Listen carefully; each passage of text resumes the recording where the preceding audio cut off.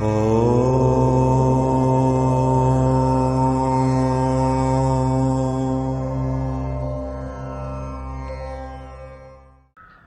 പ്രേക്ഷകർക്കും നമസ്കാരം. സുമേര വീക്ഷണം എന്ന പുതിയ ആധ്യാത്മിക യൂട്യൂബ് ചാനലിലേക്ക് ഏവർക്കും സ്വാഗതം. ഉപാസനാ മാർഗത്തിൽ ചരിക്കുന്ന ഒട്ടുമിക്ക ആൾക്കാർക്കും വിശ്വനാഥൻ സാറിനെ കുറിച്ച് അറിയാമായിരിക്കും. ഏകദേശം 40ഓളം വർഷം എക്സ്പീരിയൻസ് അദ്ദേഹത്തിന് ഈ മാർഗത്തിലുണ്ട്. ഞങ്ങളുടെയൊക്കെ നിരന്തരമായ ആവശ്യപ്രകാരം അദ്ദേഹത്തിൻ്റെ എക്സ്പീരിയൻസസും അതുപോലെ തന്നെ പബ്ലിക് അദ്ദേഹത്തിനോട് നിരന്തരമായി ചോദിക്കുന്ന ചോദ്യങ്ങൾക്കൊക്കെ ഈ ഒരു മാധ്യമത്തിലൂടെ ഉത്തരം പറയാനായിട്ട് ഇപ്പോൾ സന്നദ്ധനായിരിക്കുകയാണ്. ഈ ഒരു വീഡിയോ സീരീസ് അല്ലെങ്കിൽ എപ്പിസോഡ്സ് ഉപാസനാ മാർഗത്തിൽ ചരിക്കുന്ന എല്ലാവർക്കും ഒരു മുതൽക്കൂട്ടാകട്ടെ എന്ന് ആശംസിക്കുന്നു.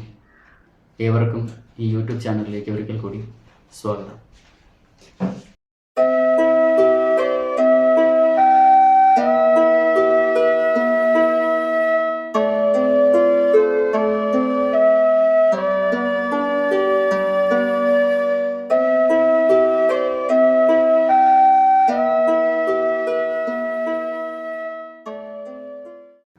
ഈ മുഖവിരയില്ലാതെ നമസ്കാരങ്ങളും അഭിവാദനങ്ങളും ഇല്ലാതെ ഞാൻ നേരിട്ട് വിഷയത്തിലേക്ക് വെക്കുക. ഇപ്പോൾ എൻ്റെ സുഹൃത്ത് പറഞ്ഞ മാതിരി ഇങ്ങനെ ഒരു ഉദ്യമം അത് തുടങ്ങാൻ കാരണം തന്നെ ഇങ്ങനെ കുറേ പേര് സോഷ്യൽ മീഡിയയുമായിട്ട് ബന്ധപ്പെട്ടും നേരിട്ടും അല്ലാതെയും വേറെ സുഹൃത്തുക്കളുടെ മുഖാന്തരമൊക്കെ ആയിട്ട് ഇങ്ങനെ സംശയങ്ങളും അഭിപ്രായങ്ങളും നിർദ്ദേശങ്ങളും ഒക്കെ ആവശ്യപ്പെട്ട് ചോദിക്കാറുണ്ട്. അപ്പോൾ മിക്കവാറും ചോദ്യങ്ങൾ നോക്കുന്ന സമയത്ത് ഒരു 4-5 കാറ്റഗറിയിൽ പെടുന്നതായിരിക്കും മിക്കവാറും എല്ലാ ചോദ്യങ്ങളും. അതുകൊണ്ട് ഓരോ വ്യക്തിക്കും അങ്ങനെ ഉപദേശം അല്ലെങ്കിൽ ഓരോ വ്യക്തിയുടെയും പ്രശ്നങ്ങൾ പരിഹരിക്കുന്ന രൂപത്തിലുള്ള സജഷൻ കൊടുക്കുന്നതിന് പകരം ഒരു ചോദ്യത്തിന് ഒരു കോമൺ പ്ലാറ്റ്ഫോമത്തിൽ നിന്നിട്ട് അതിന് മറുപടി പറയുകയാണെങ്കിൽ എല്ലാവർക്കും ബെനിഫിറ്റ് ആകും എന്നുള്ള സങ്കല്പത്തിലാണ് ചെയ്യുന്നത്. ആദ്യമേ പറഞ്ഞോട്ടെ, ഞാനൊരു ഗുരുവല്ല. എനിക്ക് അങ്ങനെ ഗുരുവായി നിൽക്കാൻ ഒട്ടും താല്പര്യമില്ലാത്ത ആളാണ്. എന്തുകൊണ്ടെന്ന് വെച്ച് കഴിഞ്ഞാൽ എല്ലാവരിലും എല്ലാ അറിവും നിക്ഷിപ്തമാണ് എന്നുള്ളതാണ് എല്ലാ ശാസ്ത്രത്തിൻ്റെയും അടിസ്ഥാനം. അത് ഞാൻ പൂർണ്ണമായിട്ട് വിശ്വസിക്കുന്നു. അതുകൊണ്ട് തന്നെ ഒരു ഗുരു എന്നുള്ള സങ്കല്പത്തിലല്ല ഞാനിവിടെ ചർച്ച ചെയ്യുന്നത്, സംസാരിക്കുന്നത്. ഇതൊരു സംവാദമാണ്. ഒരു വ്യക്തി എന്നോട് ഒരു അഭിപ്രായം ചോദിക്കുന്നു. ആ അഭിപ്രായത്തിന് എൻ്റെ അനുഭവവും എൻ്റെ അറിവും എൻ്റെ പഠനത്തിനും അതിൽ നിന്നുണ്ടായിരിക്കുന്ന അറിവ് ഞാൻ പകർന്നു കൊടുക്കാൻ ശ്രമിക്കുന്നു എന്നുള്ളത് മാത്രമേ ഉള്ളൂ. അപ്പം അതിൽ ഒരു അതോറിറ്റിയുടെ സൗണ്ട് ഉണ്ടാവില്ല. അത് മുമ്പേ ഞാൻ പറഞ്ഞോട്ടെ. ഞാൻ പറയുന്നത് നിങ്ങൾ കേൾക്കണമെന്ന് എനിക്ക് ഒട്ടും താല്പര്യവുമില്ല. നിങ്ങൾ വേണമെങ്കിൽ കേട്ടാൽ മതി, വേണമെങ്കിൽ വേണ്ട. ഞാൻ പറയുന്നതേ ഉള്ളൂ. അതിപ്പോൾ ഞാൻ പറഞ്ഞത് എൻ്റെ അഭിപ്രായമാണ്, എൻ്റെ വീക്ഷണമാണ്. അപ്പം അത് എല്ലാവർക്കും തുല്യമായിട്ട് അംഗീകരിക്കപ്പെടണമെന്നൊന്നുമില്ല. അത് ഞാൻ പ്രതീക്ഷിക്കുന്നുമില്ല. പിന്നെ ഇതിന് കമൻറ്റും ഇതിന് കൗണ്ടറായിട്ടുള്ള കമൻറ്റും ഒന്നും ഞാൻ തയ്യാറല്ല. അത് ചെയ്യാൻ തയ്യാറല്ല. ഞാനിങ്ങനെ യൂട്യൂബിൽ ഷെയർ ചെയ്യും. കാണുന്നത് വേണ്ട. ഞാൻ അതിന് പിന്നീട് ഫർദറായിട്ട് അതിനെ ഒരു ബാക്കപ്പ് ചെയ്തിട്ട് അതിൻ്റെ ഒന്നും നോക്കാൻ പോകുന്നില്ല. അത് എത്ര പേർക്ക് എത്തിയെന്നോ എത്ര പേർക്ക് പിടിച്ചില്ല എന്നോ എത്ര പേര് ലൈക്ക് ചെയ്തെന്നൊന്നും ഞാൻ അന്വേഷിക്കാനേ പോകുന്നില്ല. കാരണം എന്നെ സംബന്ധിച്ചിടത്തോളം ഇന്നിപ്പോൾ നടന്ന കാര്യം ഇന്നത്തോടൊരു തീരുകയാണ്. നാളെ ഞാൻ വരുന്ന സമയത്ത് ഇന്ന് ഞാൻ പറഞ്ഞ കാര്യമല്ല ചിലപ്പോൾ നാളെ ഞാൻ പറയുക, അല്ലെങ്കിൽ ഞാൻ പ്രതീക്ഷിക്കുന്നത്.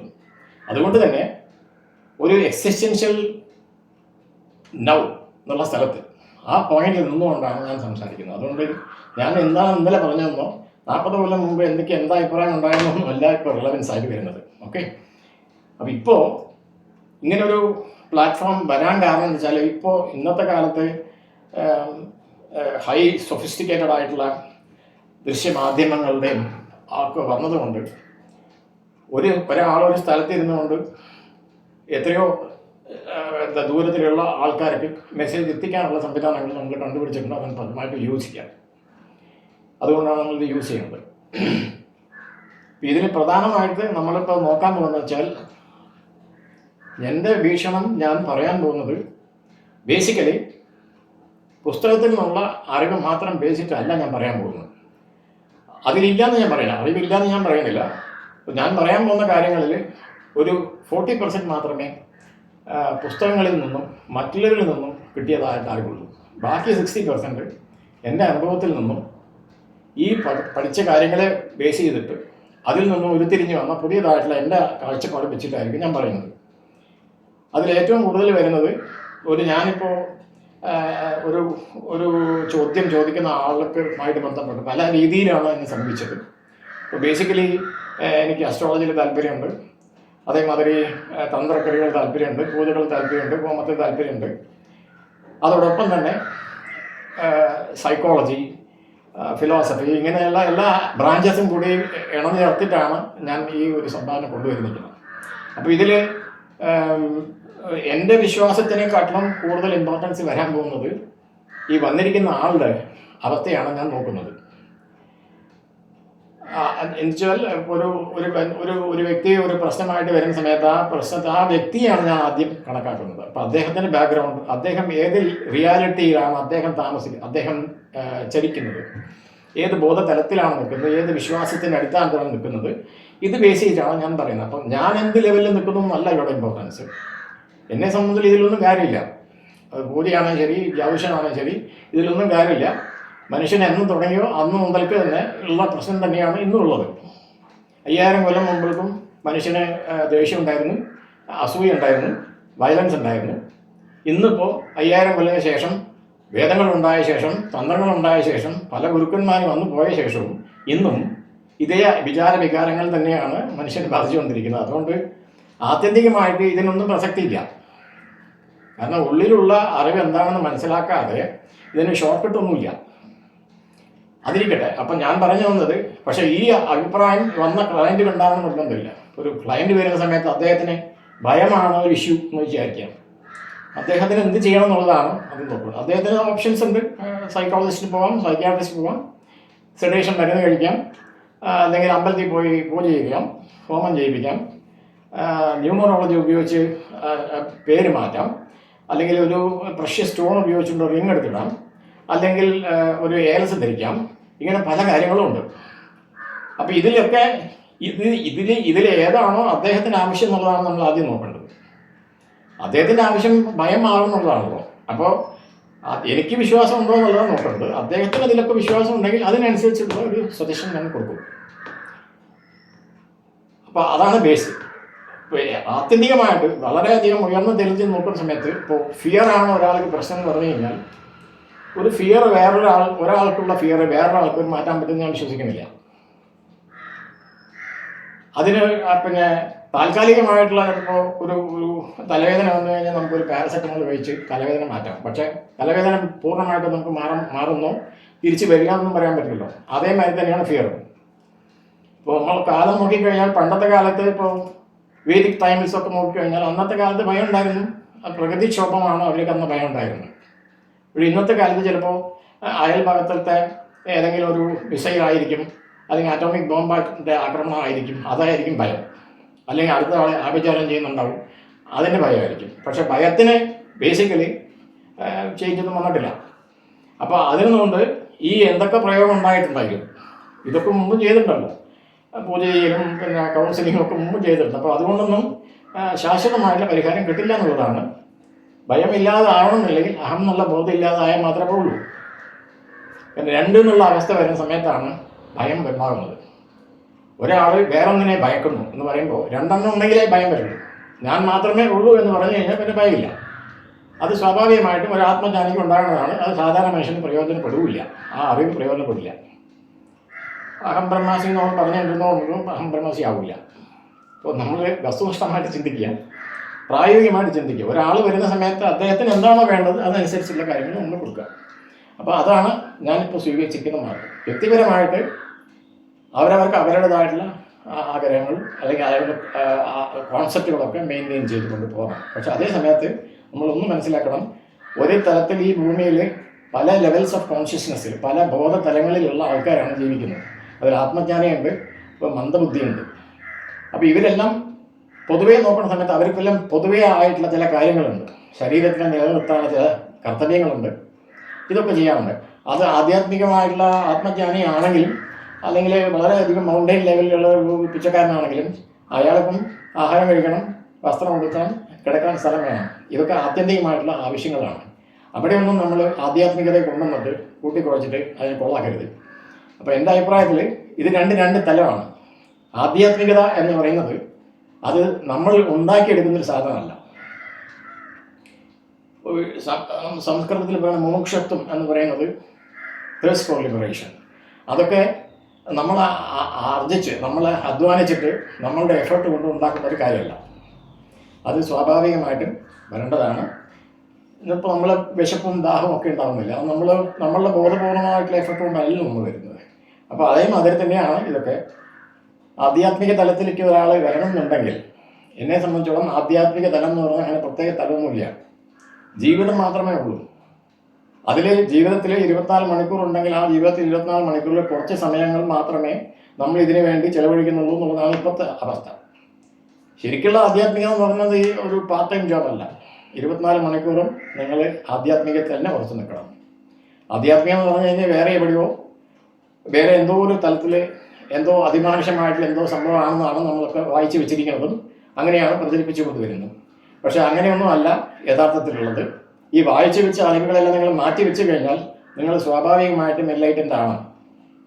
നമ്മളെ എൻലൈറ്റൻമെൻ്റ് അല്ലാതെ നമ്മളെ ബൈൻഡിങ് ആയിട്ട് വെച്ചിരിക്കുന്നത് നമ്മൾ അറിവ് മാത്രമേ ഉള്ളൂ. ആ അറിവെന്ന് പറയുന്നത് ഞാൻ ശാസ്ത്രത്തിൻ്റെ അറിവല്ല പറയുന്നത്, ആധ്യാത്മിക തലത്തിൽ കൂടെ അതിനെപ്പറ്റി പറഞ്ഞു വെച്ചിരിക്കുന്ന പുസ്തകങ്ങളോ അതിനെപ്പറ്റി പറഞ്ഞു കൊടുക്കുന്ന ഗുരുക്കന്മാരോ ഇവരെല്ലാം നമുക്ക് ഹൈപ്പോത്തറ്റിക്കലായിട്ടൊരു അവസ്ഥയാണ് നമുക്ക് പറഞ്ഞു തരുന്നത്. ഞാൻ ഇതിനെയാണ് ഒഴിച്ചു മാറ്റി വയ്ക്കാൻ പറയുന്നത്. കാരണം ഇത് ഒരു ആധ്യാത്മിക തലത്തിൽ യഥാർത്ഥമായിട്ട് താൻ എന്താണെന്ന് മനസ്സിലാക്കുക എന്നുള്ളതാണ് എല്ലാ റിലീജിയനിലും എല്ലാ സാധനയുടെ ക്രമത്തിനും അൾട്ടിമേറ്റായിട്ട് എയിം എന്ന് പറയുന്നത്. സ്വത്വം എന്താണെന്ന് കണ്ടുപിടിക്കുക. ഈ സ്വത്വം എന്താണെന്ന് കണ്ടുപിടിച്ച് കഴിഞ്ഞാൽ മാത്രമേ സ്വധർമ്മം എന്താണെന്ന് കണ്ടുപിടിക്കാൻ പറ്റുള്ളൂ. ഈ 2 ചോദ്യമാണ് നമ്മൾ പല ചോദ്യങ്ങൾ വരുന്നുണ്ടെങ്കിൽ ഈ 2 ചോദ്യത്തിലേക്ക് നമുക്ക് ചുരുക്കി എടുക്കാം. നിങ്ങളെന്താണ്, നിങ്ങൾ എന്ത് കർമ്മം ചെയ്യണം, എന്താണ് നിങ്ങളുടെ ധർമ്മത്തിലുള്ള നിങ്ങളുടെ ധർമ്മം എന്താണെന്നുള്ള കണ്ടുപിടിക്കണം. ഇതാണ് അടിസ്ഥാനപരമായിട്ടുള്ള ചോദ്യങ്ങളിലൊക്കെ എനിക്ക് തോന്നുന്നത് അതാണ് ആൻസർ ചെയ്യപ്പെടേണ്ടത്. അപ്പം അങ്ങനെ നോക്കുമ്പോൾ അതിൽ പ്രയോറിറ്റി നോക്കുന്ന സമയത്ത് സ്വത്വം തന്നെയാണ് ആദ്യത്തേത്. ഞാൻ എന്താണെന്ന് അറിഞ്ഞ ശേഷം മാത്രമേ ഞാൻ എന്ത് ചെയ്യണം എന്നുള്ളതിനെ പറ്റിയിട്ടുള്ള ബോധം വരുള്ളൂ. അപ്പോൾ ഞാൻ എന്താണെന്ന് അറിയണം എന്നുണ്ടെങ്കിൽ എനിക്കൊരു പുസ്തകത്തിൻ്റെയോ അല്ലെങ്കിൽ ഒരു ഗുരുവിൻ്റെയോ ഒരു പദ്ധതിയുടെയോ ഒരു ഓർഗനൈസ്ഡ് ആയിട്ടുള്ള ഒരു കൾട്ടിൻ്റെയോ ഒന്നും ആവശ്യമുണ്ടെന്ന് എനിക്ക് തോന്നുന്നില്ല. 2 കാരണങ്ങളുണ്ട്. ഞാൻ എന്ന് പറയുന്നത് ഞാനാണ് എൻ്റെ ഏറ്റവും അടുത്ത് നിൽക്കുന്ന ആൾ. ഇപ്പം എൻ്റെ മനസ്സിൽ എന്താണ് നടക്കുന്നതിനെ പറ്റി അറിയാൻ എന്നെക്കാളും മെച്ചപ്പെട്ട ഒരാൾ വേറെ ഇല്ല. അപ്പം വേറൊരു ഗുരുവിനെ സമീപിക്കുമ്പോഴോ അല്ലെങ്കിൽ ഒരു സൈക്യാട്രിനെ സമീപിക്കുമ്പോഴോ എന്താ ചെയ്യുന്നത് വെച്ചാൽ അയാൾ പറയുന്നിരിക്കുന്ന രീതിയിലുള്ള ഒരു കാര്യത്തിനെ മനസ്സിലാക്കാനാണ് ഞാൻ ശ്രമിച്ചുകൊണ്ടിരിക്കുന്നത്. ശരിക്കും അങ്ങനെയല്ല സംഭവിക്കേണ്ടത്. നമ്മളെ പറ്റിയുള്ള അറിവ് അത് നേടാനായിട്ട് നമുക്ക് വേറൊരു ഉപാധിയുടെ ആവശ്യമില്ല, ഒരു പുസ്തകത്തിനോ ആവശ്യമില്ല, ഒരു സ്ഥലത്ത് പോയി പ്രത്യേക സ്ഥലത്തിനോ അല്ലെങ്കിൽ ഒരു പ്രത്യേക വ്യക്തിയോടോ ഒന്നും നമുക്ക് കടപ്പാട് വേണ്ടതില്ല. അവരൊക്കെ വന്ന് പോകുമായിരിക്കാം, പക്ഷെ അവരൊന്നും ആത്യന്തികമായിട്ട് നമുക്ക് നമ്മളെ തരുന്നില്ല. അപ്പം അതുകൊണ്ട് ഈ ഫീൽഡിൽ നിങ്ങൾ എന്താണെന്ന് കണ്ടുപിടിക്കാനുള്ള ആ ഫീൽഡിൽ നിങ്ങൾ ഒറ്റയ്ക്കാണ്. സൗകര്യമുണ്ടെങ്കിൽ പിന്നെ അന്വേഷണത്തിൽ മുന്നോട്ട് പോകാം. പേടിയുണ്ടെങ്കിൽ നിങ്ങളിപ്പോൾ എന്താണോ ചെയ്തുകൊണ്ടിരിക്കുന്നത് അത് ചെയ്തോ സന്തോഷമായിട്ടിരിക്കുക. അത്ര എനിക്ക് പറയാനുള്ളൂ. അപ്പോൾ ഇത് വളരെ ഗഹനമായിട്ടൊരു കാര്യമാണ്. മനസ്സിനപ്പുറം പോകണം എന്നുണ്ടെങ്കിൽ ഇന്ന് വരെ മനസ്സ് പടച്ചിരിക്കുന്ന സകല കാര്യങ്ങൾ നിങ്ങൾ വേണമെന്ന് വെക്കേണ്ടി വരും. ഈ യോഗസൂത്രത്തിൽ പറഞ്ഞ ചിത്തവൃത്തി നിരോധം എന്ന് മാത്രമേ പറഞ്ഞുള്ളൂ. ചിത്തവൃത്തി നിരോധം എന്ന് മാത്രം പറഞ്ഞു. അപ്പോൾ ചിത്തം ഉണ്ടായ മുതൽക്ക് അതിലുണ്ടായിരിക്കുന്ന വ്യാവഹാരികളെല്ലാം തന്നെ ഒറ്റയടിക്കാണ് അവർ നിർത്താൻ പറഞ്ഞത്. അപ്പം നമ്മളെന്തോ വിചാരിക്കണം കുറച്ച് നേരത്തെ കണ്ണു മൂടി ഇരുന്ന് കഴിഞ്ഞാൽ ചിത്തവൃത്തി നിരോധിക്കാൻ പറ്റുന്നതാണ്. അങ്ങനെയൊന്നും പറ്റില്ല. കാരണം നിങ്ങൾ ഈ ചെയ്യുന്ന ആൾ തന്നെ ഈ ചിത്തത്തിൻ്റെ പ്രോഡക്റ്റാണ്. ആര് പറഞ്ഞിട്ടാണ് നിങ്ങൾ ചെയ്യുന്നത്? നമ്മളുടെ മനസ്സ് പറഞ്ഞിട്ടാണല്ലോ കർമ്മം നമ്മൾ ചെയ്യുന്നത്. ഈ നമ്മൾ എന്ന് പറയുന്ന സാധനം തന്നെയാണ് ഈ പഴയ ആൾ, അതിൻ്റെ ഈഗോ എന്ന് പറയുന്ന സാധനം, അല്ലെങ്കിൽ അതിൻ്റെ എസൻസ് എന്ന് പറഞ്ഞ ആൾ നമ്മൾ തന്നെയാണ്. അപ്പോൾ നമ്മളിൽ ഞാൻ എന്നുള്ളത് ഭൂതത്തിൽ നിന്ന് വന്നതാണ്. അപ്പോൾ അത് ട്രാൻസെൻഡ് ചെയ്യുമ്പോൾ മാത്രമേ, കാലത്തിന് അതീതമായിട്ട് നമ്മൾ എപ്പോഴാണോ പോകുന്നത് അപ്പോൾ മാത്രമേ ഇതിനൊരു അവസാനം ഉണ്ടാകാൻ പോകുന്നത്. നിങ്ങൾ എന്താണ് എന്ന് മനസ്സിലാക്കാൻ പറ്റണമെങ്കിൽ നിങ്ങൾ കാലത്തിന് അതീതമായി പോകണം. അപ്പോൾ ഇതൊക്കെ വളരെ ഗഹനമായിട്ടുള്ള കാര്യമാണ്. അപ്പോൾ ഇതിനൊക്കെ നമ്മൾ ഓരോ എപ്പിസോഡിലായിട്ട് ഓരോ ഫാക്ടർ എടുത്തിട്ട് ഒരു ചോദ്യം നമ്മൾ എടുക്കുന്നു. ഒരാളുടെ ലൈവായിട്ടുള്ള ചോദ്യമാണ് എന്ന് വെച്ചാൽ ഹൈപ്പോത്തറ്റിക്കൽ ആയിട്ടുള്ള കാര്യമില്ല. ഒരാൾക്കൊരു പ്രശ്നം വന്നു വെച്ചാൽ ആ പ്രശ്നത്തിനെ നമ്മളൊരു എന്താ പറയുക, ഒരു കമൻട്രീസ് ഓൺ ലിവിംഗ് എന്ന് വേണമെങ്കിൽ പറയാം. ഇപ്പോൾ ഞാൻ ബേസ് ചെയ്യാൻ പോകുന്നത് നമ്മളടുത്ത് പോയി ഇപ്പോൾ ഈ 40 വർഷത്തിനിടയ്ക്ക് ഒരുപാട് ആൾക്കാർ വന്നിട്ടുള്ളതും പല കാര്യങ്ങളും നടത്തിയിട്ട് പോയിട്ടുണ്ട്. അപ്പോൾ അവരെയൊക്കെ പേര് പറയാതെ അവരുടെ പ്രശ്നം എന്താണോ ആ പ്രശ്നത്തിന് നമ്മൾ എങ്ങനെ ഇവിടെ പരിഹരിച്ചു, അതിൻ്റെ കോൺസിക്വൻസ് ആയിട്ട് അവരിൽ എന്തെങ്കിലും മാറ്റം ഉണ്ടായോ ഇല്ലയോ, അവരുടെ ഫീഡ്ബാക്ക് ഇത് ബേസ് ചെയ്തിട്ടായിരിക്കും ഞാൻ പറയാൻ പോകുന്നത്.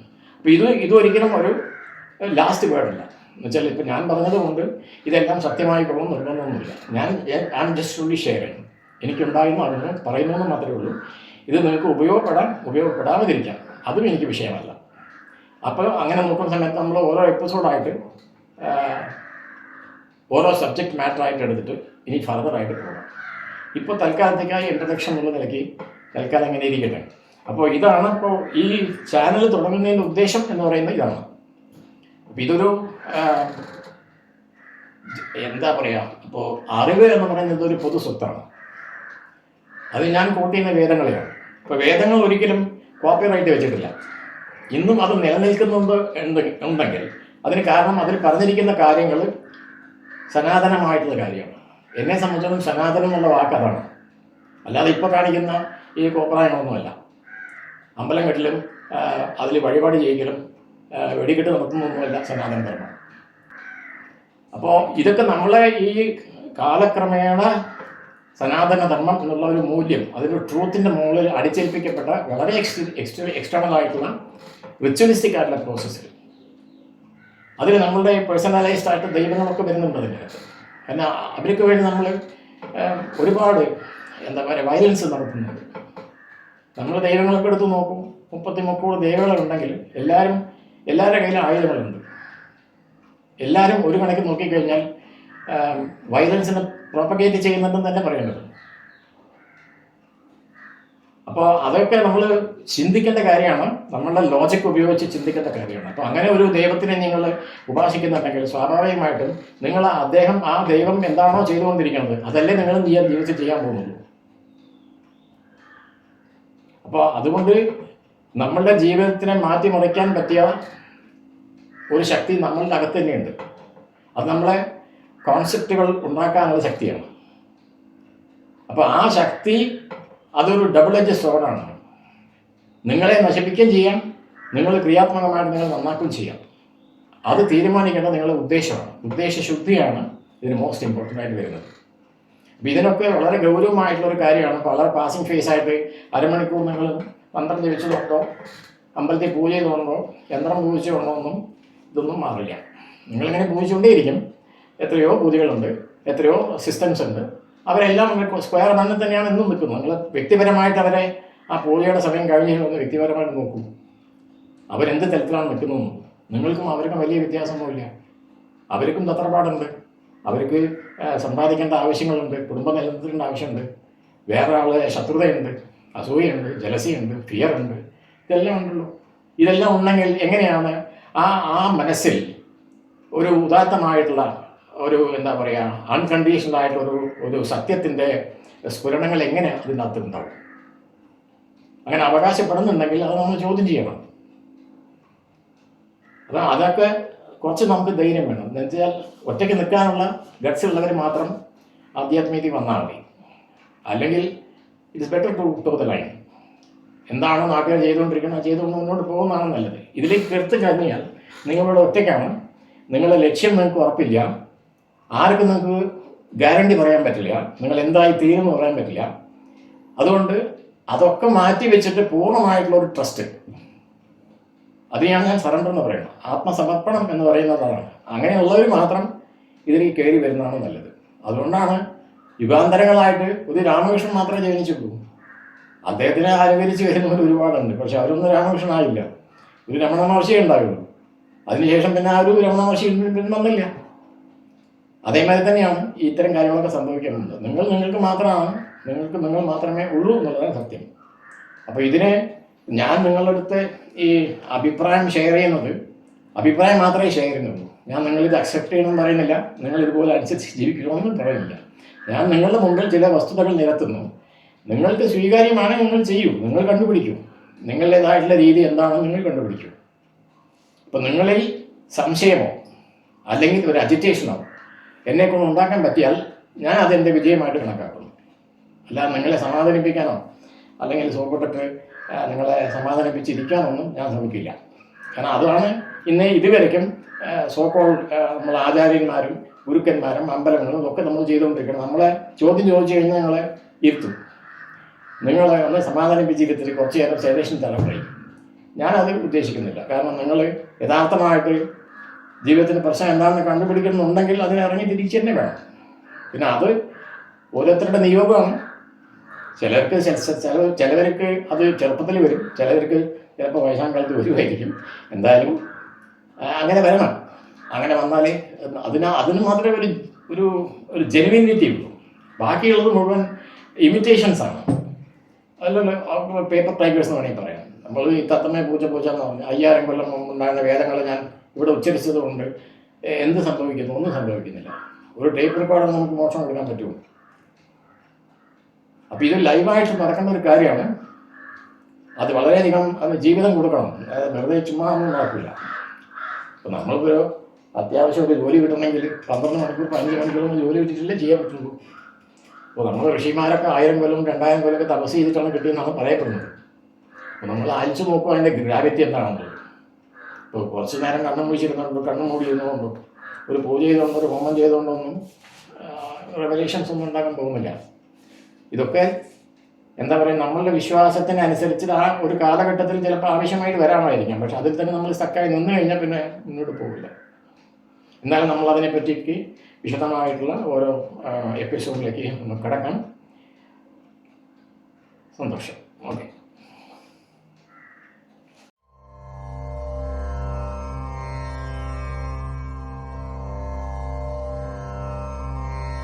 Oh